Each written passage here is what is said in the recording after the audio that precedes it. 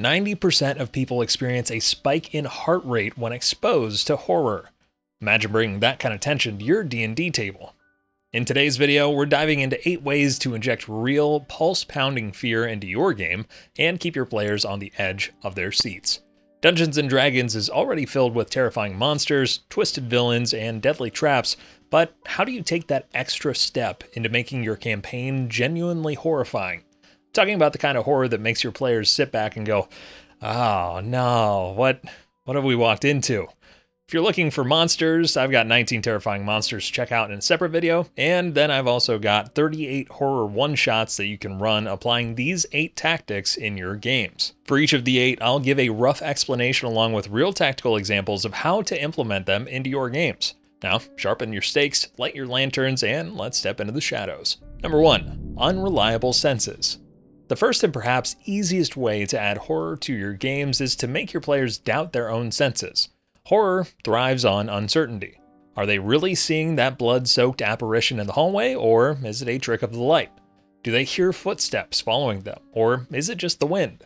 As a DM, you can describe things in vague, unsettling ways. Don't confirm if something is really there. Maybe the sound stops when they investigate, or the face in the mirror vanishes before they can react.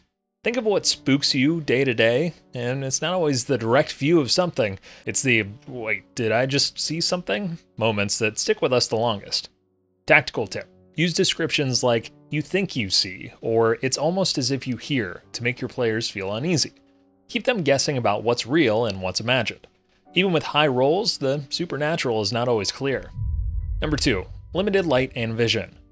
Horror thrives in the dark. If your players can't see more than 5 feet in front of them, they'll naturally feel more vulnerable.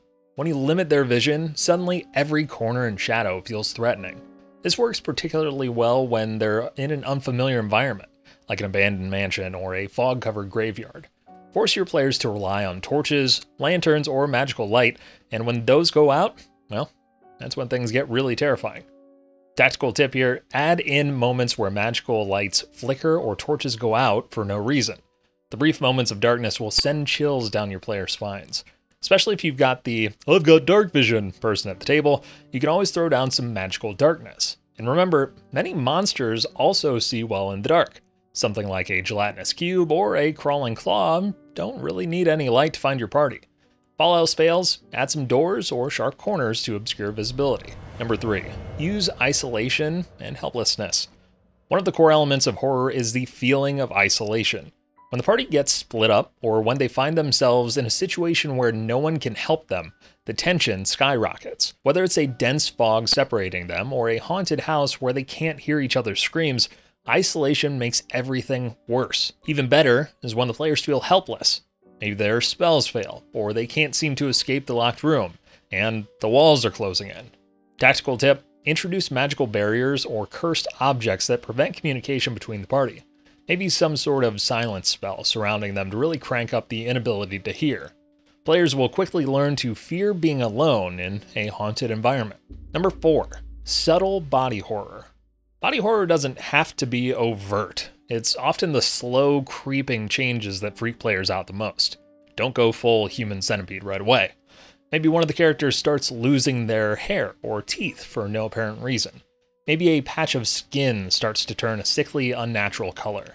Subtle transformations that worsen over time, the deeper they get into the house or dungeon, can add a layer of dread that builds with each session. It's not just about gore, it's about making your players feel like something is deeply wrong. Tactical tip. You can tie these effects to a curse, an infection, or a mysterious creature. Let the changes happen slowly, revealing unsettling details each time. A Fomorian, for example, can curse other players into becoming horribly disfigured, a potentially subtle but grotesque transition. If subtlety is not what you're looking for, slap some ooblex or gibbering mouthers. Just toss them in there. Those things are disgusting. Number 5, dread-filled sound design. Now, I know we're working in a tabletop setting, but don't underestimate the power of sound even in your descriptions. Whispering voices in the distance, the scrape of claws on stone, a sudden loud crash from behind a door that the players just closed. Describing unsettling sounds can really ratchet up the tension. And if you want to go the extra mile, throw on some eerie ambient soundtracks to keep the tension at the table high. Tactical tip: silence can be just as effective as noise.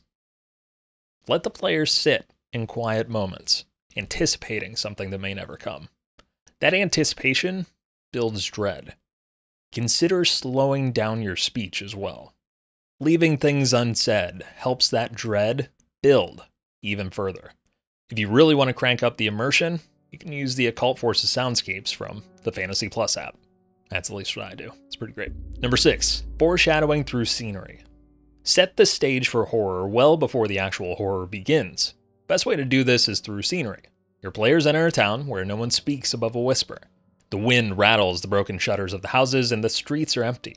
Or maybe they find a dungeon where all the previous adventurers' bodies have been arranged in unnatural, ritualistic ways. These little details set the stage, putting your players on edge before anything overtly threatening happens. Tactical tip: use your environment to tell a story. A blood-stained crib, a half-melted candle, or a shattered mirror can create a sense of unease without ever having to describe an enemy. Think about your players' backstories as well, and if any have omens attached, or any are familiar with omens even. Playing up these points can pull them in even further. 7. Time pressure and fear of the unknown. Horror loves a ticking clock. Whether it's the slow, ominous approach of midnight, or the knowledge that something is hunting them, time pressure forces players to act even when they don't want to. Combine that with the fear of the unknown. Maybe they don't know what's chasing them, only that it's getting closer with every hour, and suddenly the whole game is infused with tension. They don't have the luxury of thinking everything through, which makes every decision weightier. Tactical tip: create situations where your players need to escape by a certain time or face dire consequences. Don't reveal the full nature of the threat, just enough to keep them scared. Think of It Follows and the unnatural force that is always drawing closer. Never quickly, but always marching toward them. No short rest is safe, with it drawing closer. Number 8, bring in unseen forces. The most terrifying monsters aren't the ones that you can see. Thank you, Jaws. They're the ones you can't. When players feel watched, when they sense something lurking just beyond their perception, that's when real fear sets in. Maybe the players feel a cold breeze but can't find its source. Maybe they hear a voice that only one character seems to hear. And then, out of nowhere, an invisible force grabs one of them, dragging them into the darkness. Tactical tip: use unseen forces like shadows to create a sense of dread before the big reveal. Have objects move on their own, or whisper strange secrets in each player's ear. Or maybe the pitter-patter of feet from a toppy running around. Whatever way you slice it, make them feel like they're never truly alone. So there you have it, Dungeon Masters. 8 ways to bring true horror into your D&D games. Whether you're running a horror-themed campaign or just want to add a terrifying twist to your game, these techniques will leave your players on edge and dreading what's around the next corner. Remember, horror isn't just about jump scares or just throwing monsters at your players. It's about tension, atmosphere, and a slow build to terror. Done right, your players will be talking about these sessions for years to come, and it's possible they'll be staying up at night thinking about the horrors that you've unveiled. Till next time, keep your torches lit and your hearts steady. It's going to be a long night. Thanks for watching.